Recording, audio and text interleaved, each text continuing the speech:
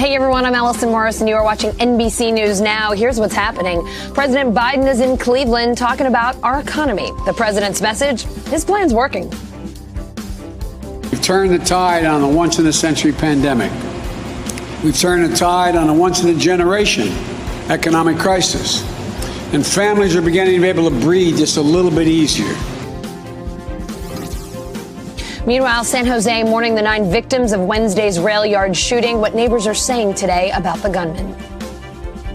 I was scared him. He looks scary though. He doesn't say anything. He's kind of quiet, and then I was scared though. Plus, the Oath Keepers want a lawsuit over the Capitol riot tossed out. Why they claim they didn't stop lawmakers from doing their jobs on January 6th.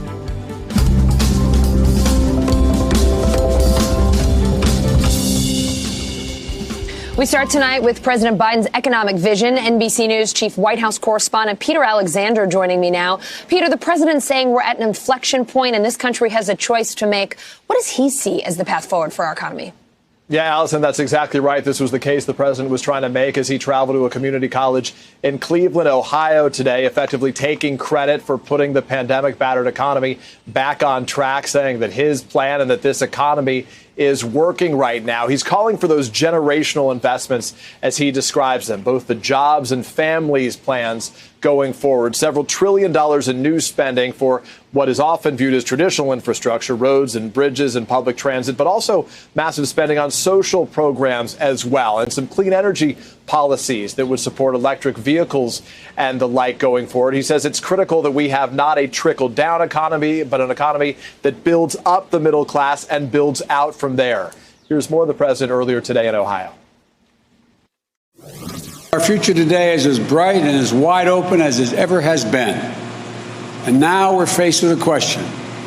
What kind of economy are we going to build for tomorrow? The American Rescue Plan laid a strong foundation for a new economy that brings everybody along. But it's just a first step. We're going to build on the incentive and incredible progress that we've made and set America on a sustainable path to faster, more inclusive economic growth. We have to start investing in ourselves again, in the American people again. Of course, there are some key differences with Republicans on this issue, and one of the biggest ones is over how you pay for this. The president today saying that he's going to make the top 1% pay with tax hikes on the wealthy and big businesses. Republicans effectively say for them, that's a non-starter. Allison. Peter, Senate Republicans out with a $928 billion infrastructure counteroffer today. What's the president saying about that proposal? Yeah, that's right. So remember, the president started roughly $2.2 billion. He recently trimmed it down to $1.7 billion. The Republicans have now moved up to that $928 billion, nearly $1 trillion figure that focuses more exclusively on things like roads and bridges and public transit. But it doesn't hit some of the key priorities for the president. Take, for example, his desire to help support electric vehicles, infrastructure there with the charging stations around the country and the like. This Republican proposal would call for roughly $4 billion to be spent on that. President Biden said he wanted roughly $174 billion spent in that area. Just one example of a key difference here. The president today en route to Air Force One on his way to Ohio, saying that he will meet with Republicans again next week. They have been having negotiations. He's hoping to make real progress by Memorial Day. It's not clear whether that's going to happen. They are hoping to get more done over the course of this summer, but he says this thing has to get done soon. Allison. All right. Peter Alexander at the White House. Thank you. $928 billion, that latest infrastructure counteroffer from Senate Republicans.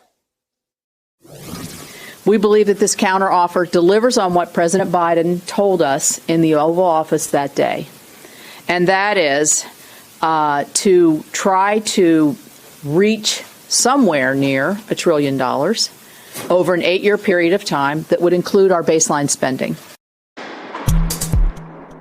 NBC News national political reporter Sahil Kapoor is on Capitol Hill. Sahil, we know the price tag is $928 billion, but let's talk more about what's in this GOP proposal, what isn't in the GOP proposal. Walk us through this roadmap here. That's right, Allison, and we have that up on the screen right now. It's all told, it's $928 billion that they want to spend on infrastructure. About half of it is roads and bridges.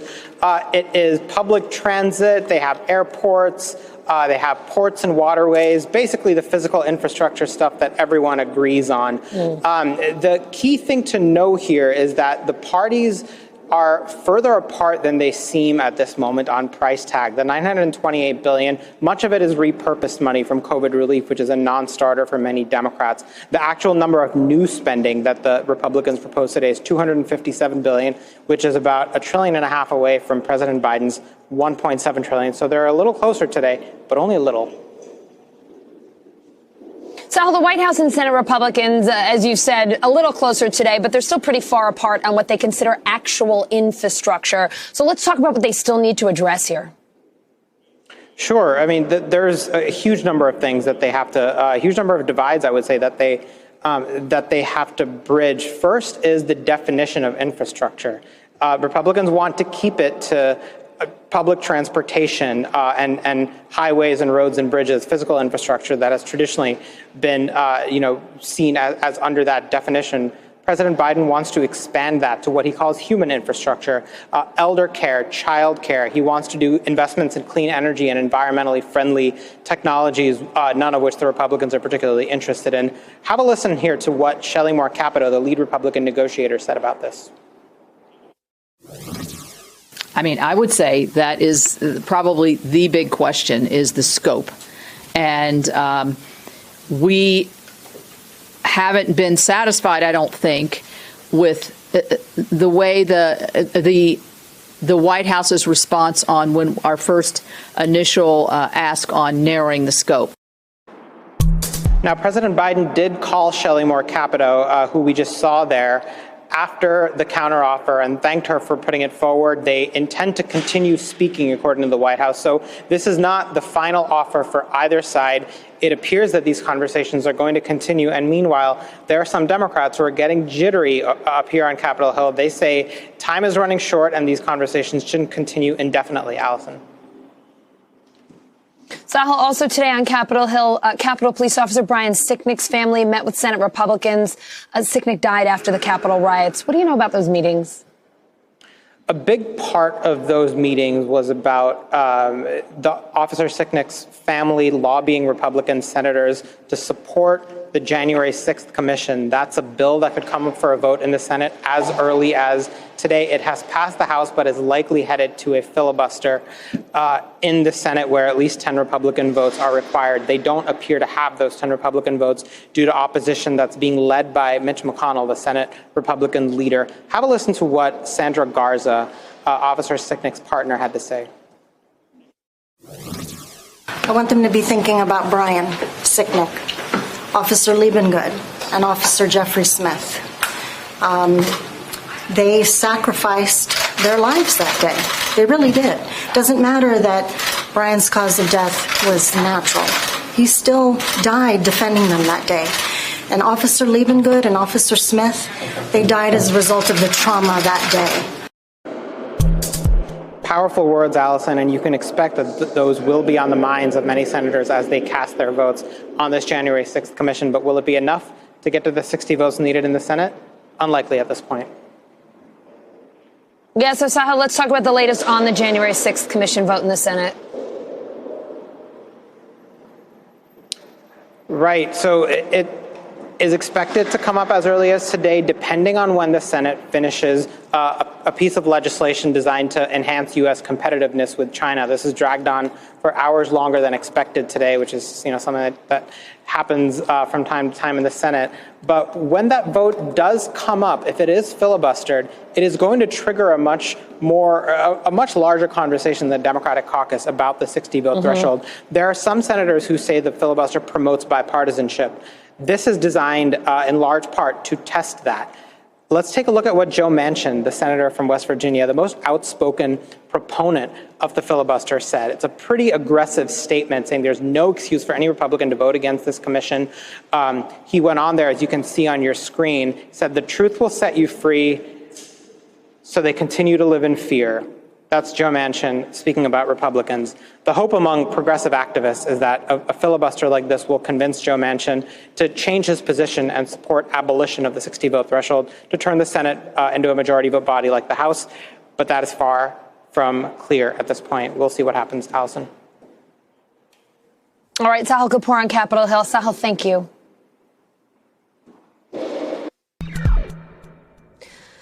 The Oath Keeper is asking a federal judge to drop a lawsuit over the Capitol riot filed by nearly a dozen House members. This suit accuses the far-right group of keeping lawmakers from doing their job on January 6th, counting the Electoral College votes after the presidential election. Former President Trump and his former personal attorney Rudy Giuliani also named in the suit and filing motions to dismiss the case. NBC News Justice correspondent Pete Williams joining me now. Pete, this suit accuses the Oath Keepers, former President Rudy Giuliani, of violating the Civil Rights Act of 1871. Tell us more about that. Right. Well, this is the lawsuit filed by Congressman Benny Thompson and 10 other House Democrats over the Capitol riot. And Mr. Trump's response mirrors the argument that he made 2 days ago in response to a separate lawsuit, one filed by Congressman Eric Swalwell, which makes some of the same claims. Mr. Trump says in response that he was acting in his official capacity when he urged Congress not to declare Joe Biden the winner of the election. He also says he didn't incite anybody at the rally, which was in the Ellipse before the riot, to engage in any kind of violence, and that his statements are protected expression under the First Amendment. Rudy Giuliani says, in response to the lawsuit's claim that there was a conspiracy among the people you talked about, he says there was no conspiracy with anybody to encourage an attack on the Capitol, and that the idea that there was one makes the theory of election fraud look tame by comparison, is the phrase that he used. The lawsuit also says that he used the phrase trial by combat in his speech. He says, yes, he did, but that phrase was during the rally meant to refer to future election challenges, not something else that would have happened that day. Now, as for the Oath Keepers, they're also named in the Thompson lawsuit, and their lawyer has a novel argument. He says the Constitution and federal law don't specify what any individual House member is supposed to do when the electoral votes are counted. Therefore, they had no formal role or official conduct, and therefore anybody that interfered with them doesn't have standing to sue. Their lawyer also says the House has a duty to observe the vote count, but that's an institutional responsibility and doesn't belong to individual members, Allison.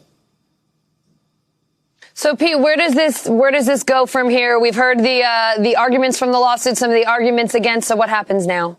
So now it's up to the judge. These are all motions to dismiss. That's the usual procedure in a federal civil case. You get sued. You tell the judge, no, you got to throw this lawsuit out because the people don't have the right to sue me and their claims aren't valid. So the judge will decide whether these lawsuits survive a motion to dismiss. And if they do, then they go on into the next phase of discovery and so forth, and eventually could be a trial. But it's going to be probably several weeks before the judge rules on these motions to dismiss. And by the way, there's yet another lawsuit against the president. This one was filed by 2 Capitol Police officers. Pete Williams, always great to see you. Thank you. You too. Why did a public transit employee shoot and kill 9 of his coworkers in San Jose? Police are trying to figure that out tonight, but they do know a bit more about the shooter. NBC News correspondent Jake Ward is near the gunman's home in San Jose. Jake, you've been speaking with his neighbors. What are they telling you?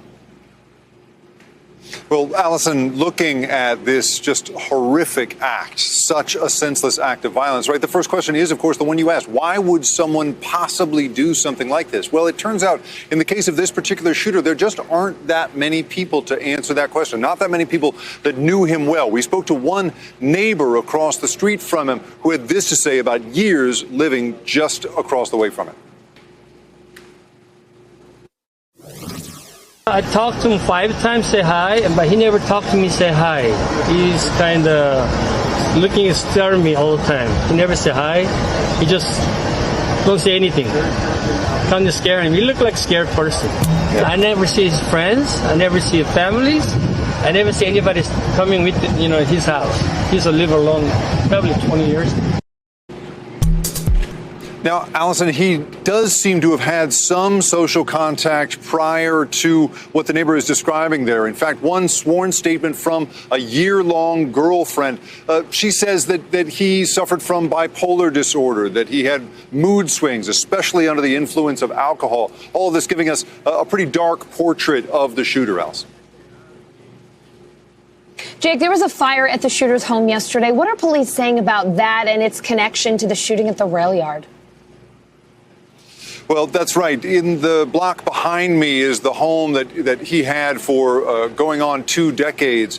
And, you know, the really chilling part of this is at 5:40 a.m., it seems that he may have set the fire in some way himself before going on to the shooting scene. We spoke to the Santa Clara County Sheriff to ask just how this could have been possible. Here's what she had to say. The call came out with the shots fired at 6:34 in the morning, and then the fire was reported at 6:37. So he must have had some way to set it or have someone else do it. What we're operating under now, but I'm not sure that this isn't going to change, is that he set some kind of a device to go off at a certain time, probably to coincide with his shooting. You know, certainly given how little social contact he seems to have had and how few people seem to have had anything good to say about him, it doesn't sound likely that he would have actually had someone do it for him. You know, but really the chilling part for me, Allison, you know, driving as I did today from this spot over to the workplace and imagining that drive yesterday as his house is burning behind him. I mean, what must have been going through the mind of a man like that? You know, it's very, very haunting to think about. But, you know, here, just this community racked by grief, senseless violence, you know, in another case of a lone gunman doing something terrible. It's a really tough scene to be here with. Yeah, Jake, I can only imagine. And when you say it that way, really chilling to think about what that drive must have been like. I know it's tough reporting on these stories, too. So thanks so much for what you're doing out there. Every life that is taken by a bullet pierces the soul of our nation. President Biden talking there about the shooting in San Jose. Flags at the White House once again flying at half staff to honor the victims. This is the 5th time the president has lowered them in just over 2 months. Here's a look at what Joe Biden said about mass shootings in America over the last decade. Some 400 children, kindergartners to 4th graders, went to Sandy Hook Elementary School today to learn and play. 20 would die. No one can know for certain if this senseless act could have been prevented, but we all know we have a moral obligation to do everything in our power to diminish the prospect that something like this could happen again. We all watched it and witnessed the profound loss of not only those families, but the profound loss that America suffered. I can't imagine how they're doing it, quite frankly. But I can imagine how we will be judged as individuals, judged as the Congress, judged as a nation if we do nothing. That I can't imagine. It's simply unacceptable. Panic in El Paso this morning when a day of shopping turned into horror with an active shooter on the loose. I say without fear of contradiction, enough is enough is enough, and it's been enough in the past 5 years. Ladies and gentlemen, I had a terrible opportunity and responsibility to meet every single family member of those innocent children who were murdered up in Sandy Hook, down at the Pulse nightclub, also at the high school in Florida.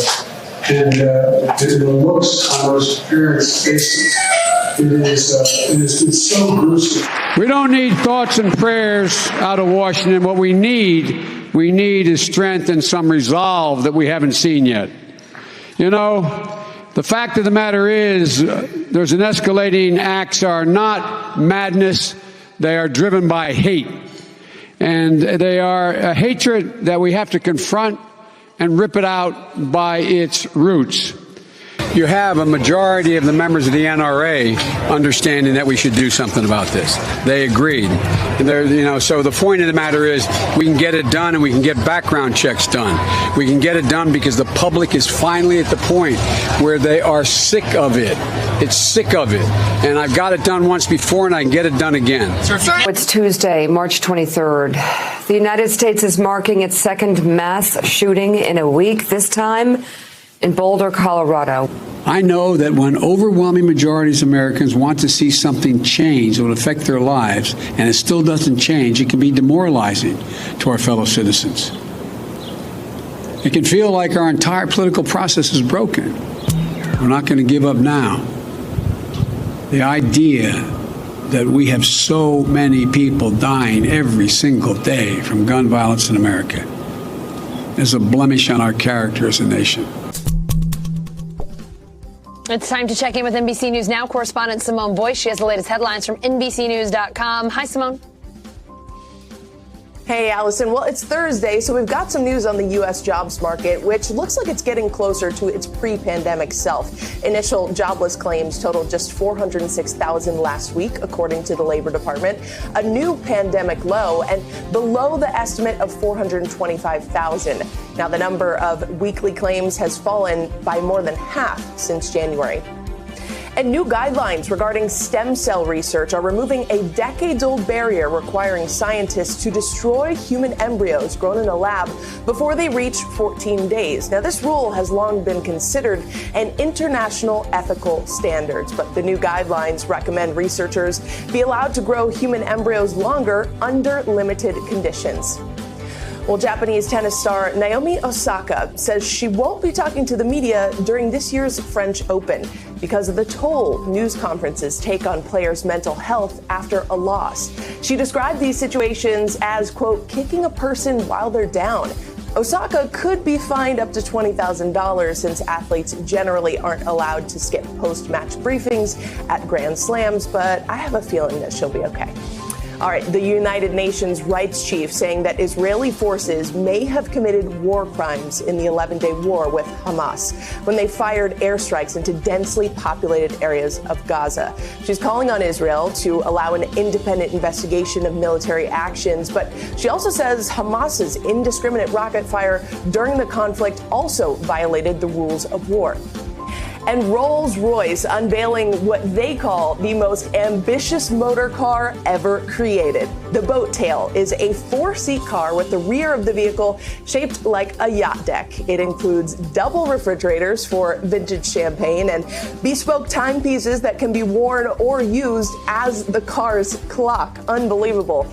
Only 3 will be made for hand-picked clients. And the price of the car is not being publicized. So that tells me right there it is way out of my price range. Every time I see price upon request, I'm like, thank you, bye. I'm going to keep moving on. Simone, you know what that means. You mean that's a car I'd love to test drive. I'm into driving those expensive fast cars, but then giving them back. I like to do it for the news. I don't like to keep them. Too much pressure. Yeah. Secretary of State Antony Blinken heading back to D.C. with the ceasefire between Israel and Hamas still intact, but the rebuilding in the Middle East only getting started after last week's violence. NBC News foreign correspondent Kelly Kobiea has the latest from Tel Aviv. Well, Allison, Secretary of State Antony Blinken said after his meeting with King Abdullah of Jordan that progress has been made after this whirlwind trip through the Middle East to Israel, Palestinian territories, Egypt, and then Jordan. He also, in fact, spoke to his counterparts in Saudi Arabia and Qatar after this trip. He said after his meeting with King Abdullah, quote, "It's going to take some time to see the impact, but it is moving forward." The U.S., of course, pledging $112 million additional aid dollars to the Palestinians in Gaza, also getting assurances from Egypt and Qatar to pledge $500 million each toward economic development and also immediate humanitarian assistance there. But there are some real sticky points still as to how that aid gets into Gaza without funding Hamas, which is considered a terrorist organization by the U.S., by Israel, and many other countries. The U.S. also saying that they want to reopen the consulate to reestablish diplomatic ties in Jerusalem with the Palestinians. That's also a point of contention when when it comes to Israel. The Israeli ambassador to the United Nations saying on Israeli radio that Israel opposes this move, that it implies that Jerusalem will be a capital for a future Palestinian state, and that's not something the Israelis are ready to concede. Remember, former President Trump recognized Jerusalem as the Israeli capital during his administration.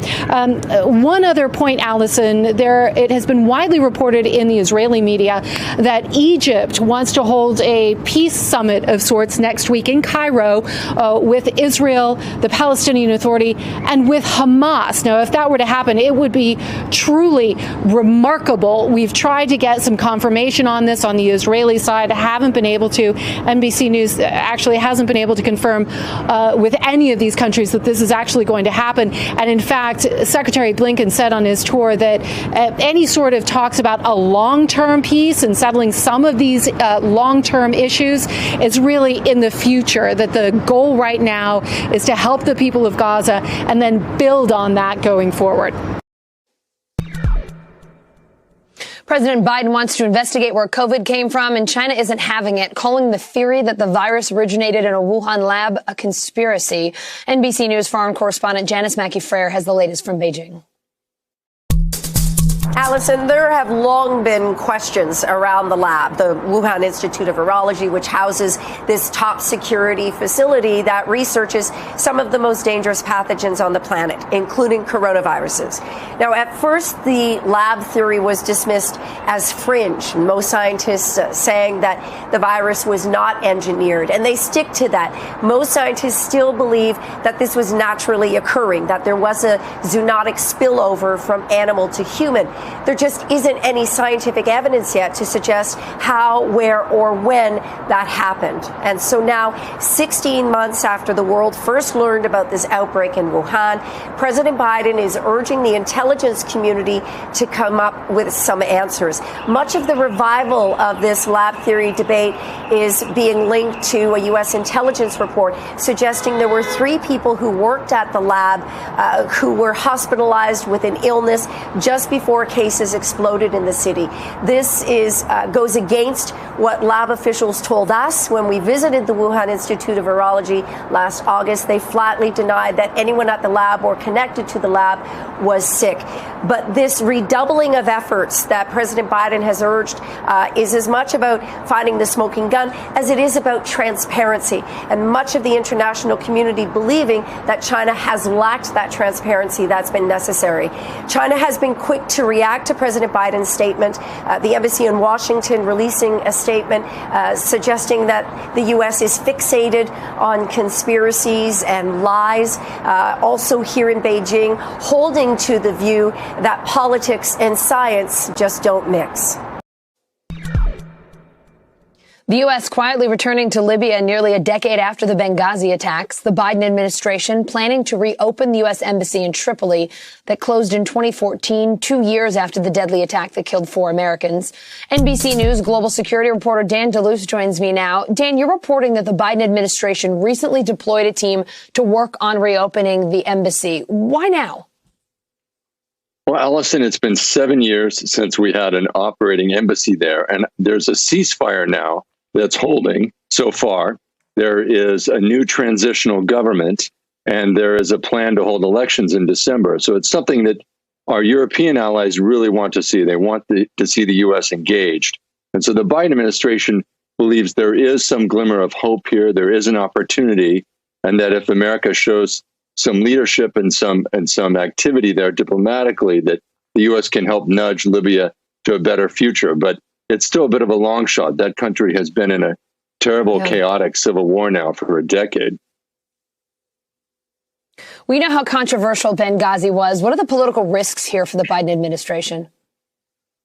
That's right. Benghazi was a massive partisan feud, as you may recall, very much targeted at Hillary Clinton at the time by Republicans in Congress. I think the Biden administration is bracing for that, and they have not been very vocal about what they plan to do with the embassy there. So it'll be interesting to see when they actually open the doors, how they handle that, how they roll that out. I think they will get a lot of heat from Republicans, but I think they'll get some support from European countries and from Democrats in Congress. Dan, the White House has made it clear they want to invest more time countering China. There are certainly a number of foreign issues on the agenda. So how high would you say, how important is Libya on the Biden agenda? Well, you're right. It's not at the top. It certainly isn't at the top of the agenda. It's not even on the top of the agenda in the Middle East. We've got the negotiations with Iran. Yeah. You've just heard about the Israeli-Palestinian conflict. But Libya does not require necessarily a massive American heavy lift. It doesn't require U.S. military troops. And there are other countries, other European countries involved. So I think they believe a modicum of diplomatic effort will have some payoff. All right. A quiet return to Libya nearly a decade after the Benghazi attack. Dan, thanks so much for your reporting. Thank you, Allison.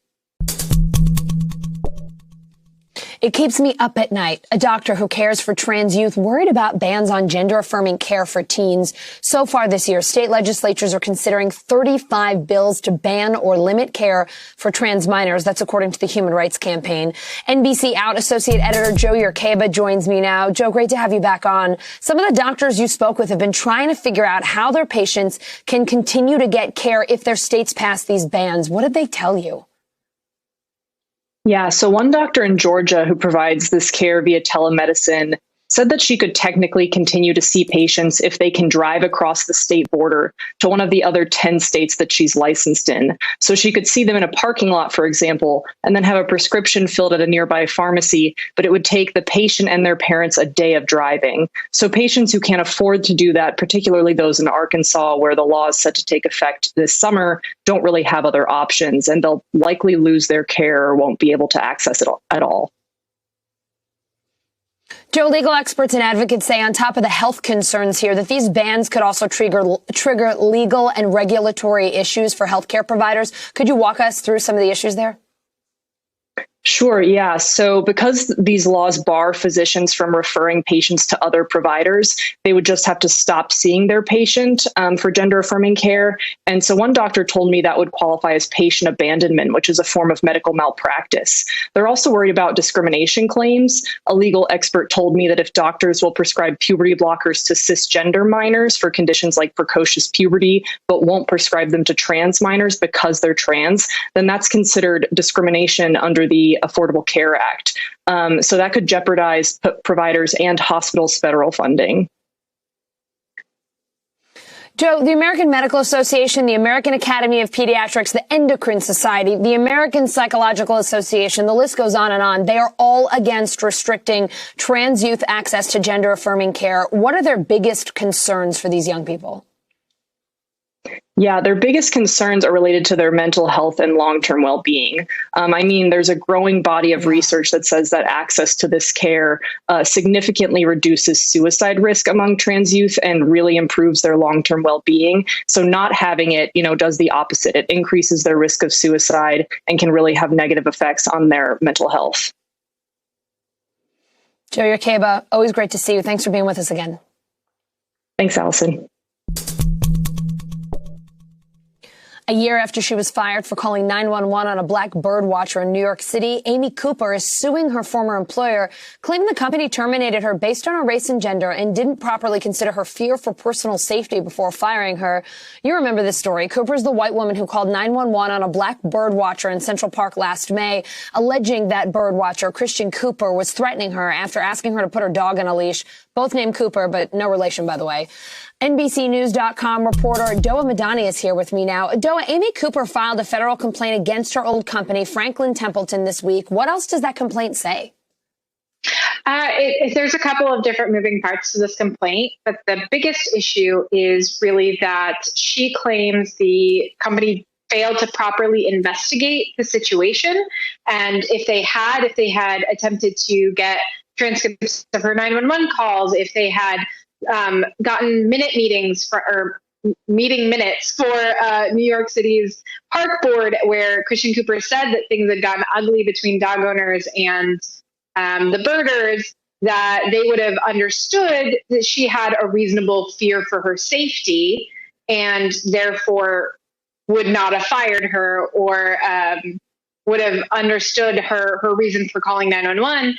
And, that also kind of comes into play with another part of it, that she's saying that she's lost wages because of this, and that the decision by the company has added to her emotional distress because it contributed to this narrative that she was what the internet dubbed her as the Central Park Karen.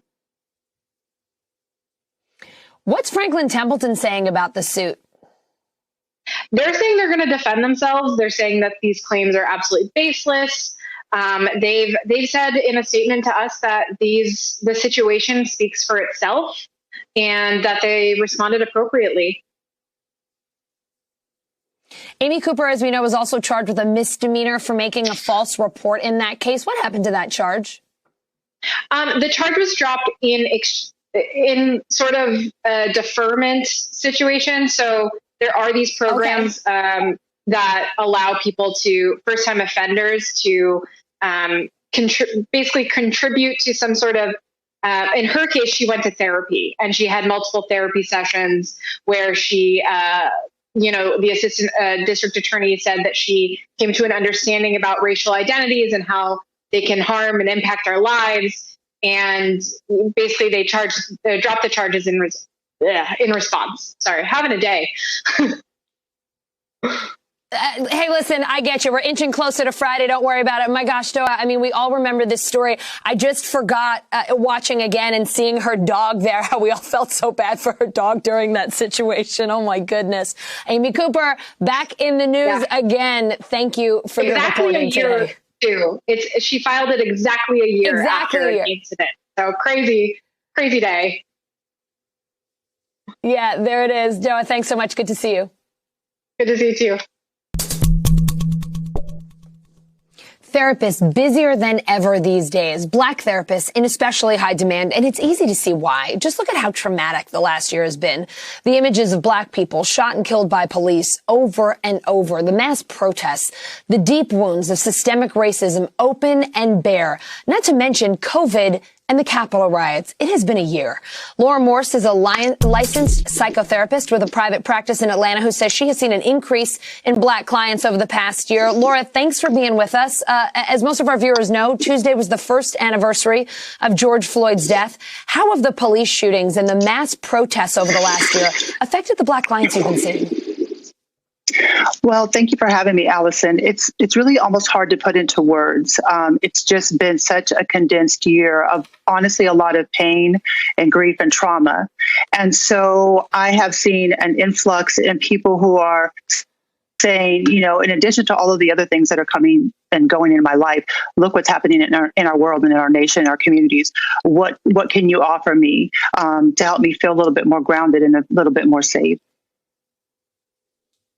The riot at the Capitol in January was also a really traumatic experience. Have your clients been talking to you about that day as well? Almost, I would say 99% of my clientele, black, white, and other, discussed the Capitol riots, discussed the concern about our democracy. And what I noticed is that after the riots, and myself included, a lot of people were incredibly afraid to say, I need to have some idea that there's containment, that there's some semblance of protection, even if there's a lot of flaws in between or in our lives and things that we cannot control. And to see what happened in our government at that time was deeply upsetting and, again, traumatizing. How about couples? I mean, how has this past year and COVID affected them? We're all getting to know each other just a little bit better. Well, it's interesting that you ask, because in my own life with others, it's like, well, if I didn't like you before, I either definitely know I like you now or I don't. And so a lot of couples have really honestly found a renewed sense of commitment to one another, because with such turmoil with COVID and other, people needed to feel safe. And so getting back to those moments where, like, I chose you because of these factors here. And a lot of times people said, I see that now with all of the things that are going on kind of pushed out, what's going on in our home. And what I know is that I love you. And for some couples, they become very clear that we're not meant to be together, and we will figure that out. Look, it's certainly been a journey, right? I think about my own household over the last year, and well, we certainly learned how to fight things out, figure things out, and come to the other side. We've definitely grown our marriage several years in just one. So I hope other people are having that eventual positive experience. Yeah. Hey, it's a journey, though, right? You got to put the work in. And when you do, it makes it easier. You say, yeah. Yeah, it eventually does. At the beginning, it makes it a lot easier for your couples therapist. We're the only people. That's for sure.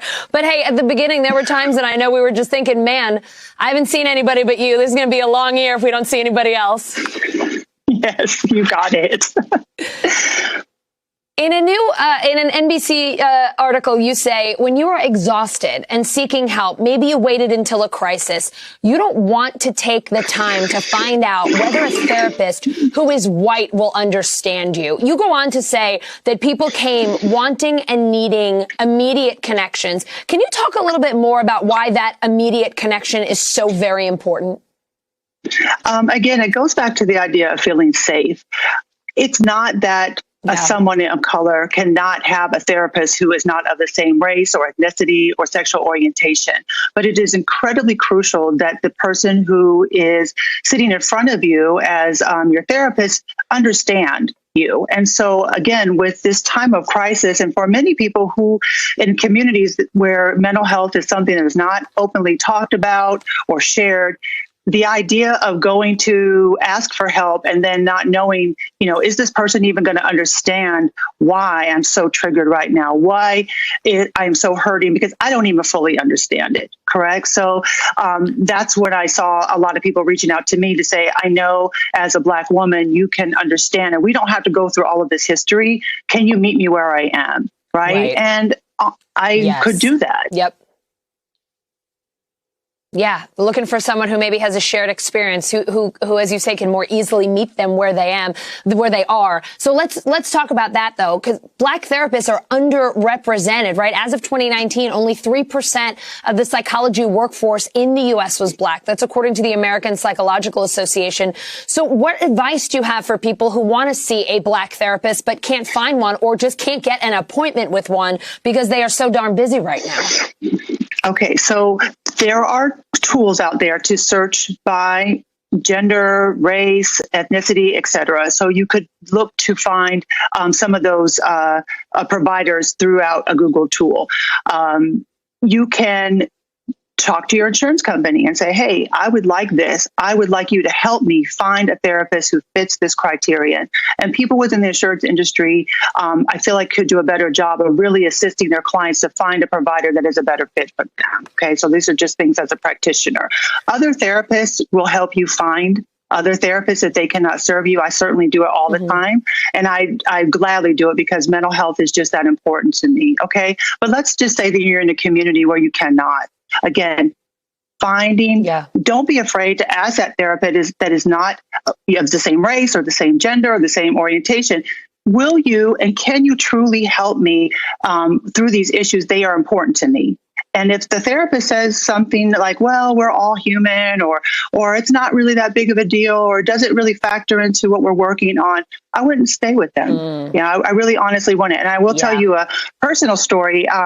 When I was getting married 24 years ago, I'm a news clinician, and I was having a lot of anxiety. And so with my insurance plan, I had to see somebody who was available. It was someone who was not a Black woman. And I talked about what it was like to work in a community center where I was the only Black clinician. And she said, sometimes we tend to have a chip on our shoulders. I don't exactly know what that meant, but I'll tell you what it really meant for me was that I was never coming back to her.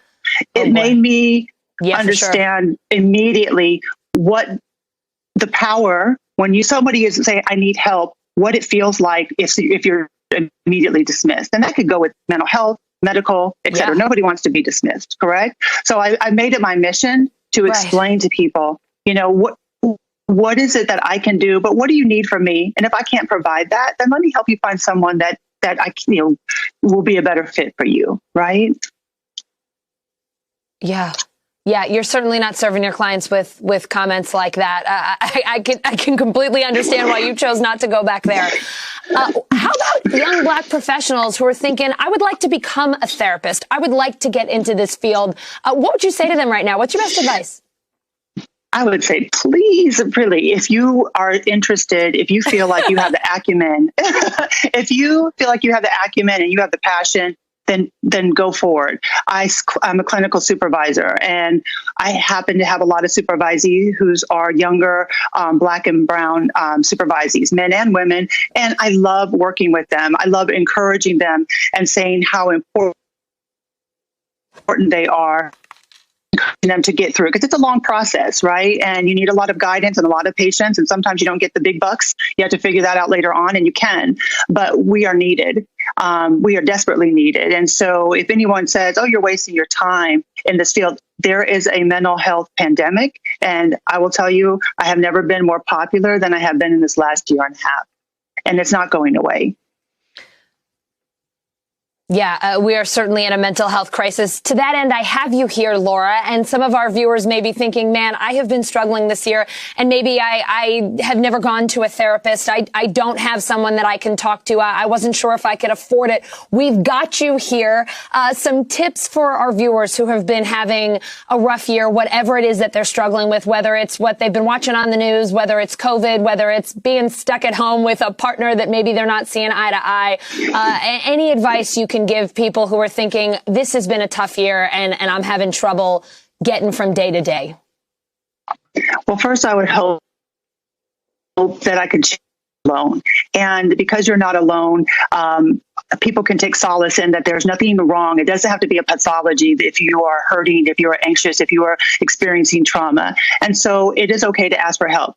Google is actually a friend when it comes to mental health, because you can put, what is anxiety, what is depression, and all of these wonderful resources will come up. There's an organization called Silence the Shame that I am loving right now, by a woman named Shanti Das, who has used her personal story to really connect with others around mental health, and really people of color.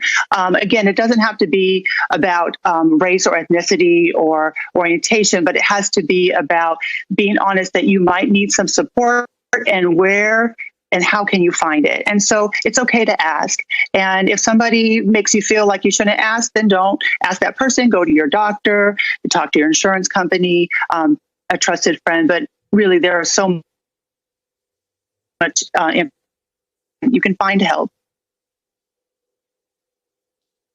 I love hearing you say that Google is okay in this situation, because, I've been that person who's WebMD'd things. You got a scratch and all of a sudden you're convinced you have cancer.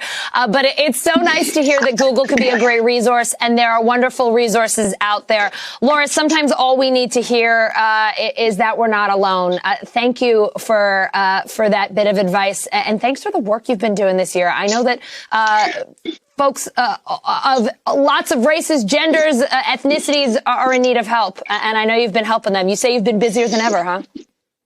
Yes, I have. But Allison, it does make me feel good that you acknowledge that, because it's hard sometimes. Like, I put on a happy face because I am happy, but I just take care of myself. Moments where I haven't felt so happy. I have a family, I have friends, people are suffering. But I appreciate that you acknowledge that I've been working hard, because I know that I have, and that's okay. We all do in our way. You know that, being a journalist and covering the kind of news you have to cover from day to day. So I hope you take care of yourself as well. And I appreciate you.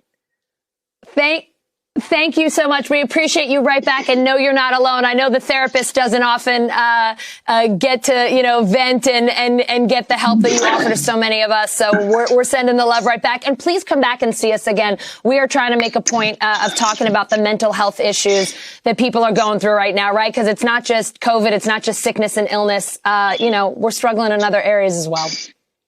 Yes, thank you very much. May is Mental Health Awareness Month, and it should be every month. It's Mental Health Awareness Month and self-care, and we can do this together. Thank you, Laura. We'll see you real soon. All right, take care. Hey, NBC News viewers, thanks for checking out our YouTube channel. Subscribe by clicking on that button down here, and click on any of the videos over here to watch the latest interviews, show highlights, and digital exclusives. Thanks for watching.